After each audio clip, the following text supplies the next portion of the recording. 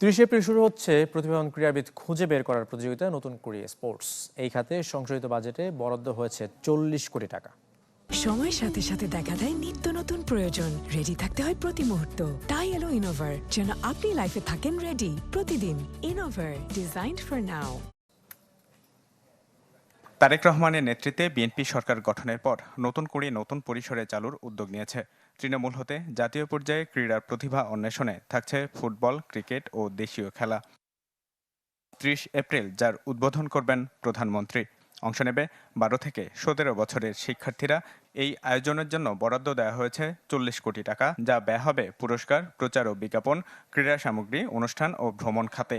আমাদের যে একটি ট্যাগলাইন রয়েছে যে ক্রীড়া হলে পেশা, পরিবার পাবে ভরসা, সেই পরিবারের ভরসা এবং আস্থা অর্জন করার জন্যই আমাদের এই উদ্যোগ। এছাড়া খেলাধুলাকে পেশা হিসেবে প্রতিষ্ঠার উদ্যোগও নিয়েছে সরকার। সারা দেশে ৫০০ খেলোয়াড়ের প্রত্যেককে দেওয়া হবে ১ লাখ করে টাকা।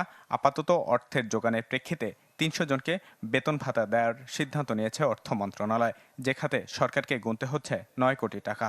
বাজেটে যদি একেবারে অগ্রাধিকারটাকে ছোট করে নিয়ে আসা হয় যে আগামী ১ বছরে আমি এতটুকু কাজ করব, তার জন্য আমার খরচটাকে একেবারে ন্যূনতম কতখানি দরকার এবং সেটাকে আমি কোথা থেকে সেই অর্থ জোগাড় করব।